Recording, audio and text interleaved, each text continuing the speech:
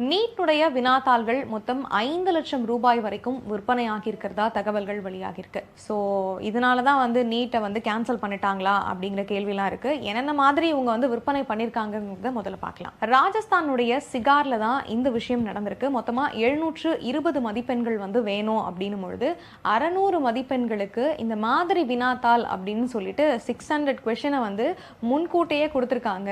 இவங்க மொத்தமா இதுக்கு எவ்வளோ கலெக்ட் பண்ணியிருக்காங்க அப்படின்னு பார்த்தீங்கன்னா 5 லட்சம் ரூபாய் வரைக்கும் வாங்கியிருக்காங்க இந்த வினாத்தாள்களுக்கு அப்படின்னு சொல்லியிருக்காங்க. 720 மதிப்பெண்களை இலக்கா வச்சு இந்த நீட் தேர்வானது நடைபெற்று வர இந்த நிலையில 600 மதிப்பெண்களுக்கு இந்த வினாத்தாள் கசிஞ்சிருக்கு அப்படின்னு சொல்லியிருக்காங்க.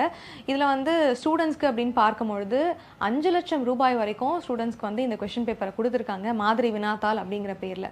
இது விசாரணையில் அம்பலமாக இருக்கு. இதை விட முக்கியமான விஷயம் அப்படின்னு பார்க்கும்போது சில மணி நேரங்களுக்கு முன்னாடி, அதாவது ஒரு 2ல இருந்து 3 மணி நேரத்துக்கு முன்னாடி 30,000 ரூபாய்க்கு மொத்த வினாத்தாலேயே எடுத்துட்டு கொடுத்துருக்காங்க ஸ்டூடெண்ட்ஸ்க்கு. ஸோ இது எவ்வளோ சூப்பரான விஷயம்ல. இந்த மாதிரி விஷயம்லாம் ராஜஸ்தானில் நடந்திருக்கு.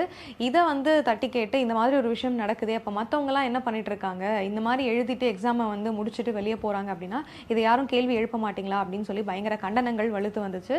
ஸோ இதனுடைய அடிப்படையில் இந்த நீட் எக்ஸாம்ஸ்லாம் கேன்சல் செய்யப்பட்டிருக்கு.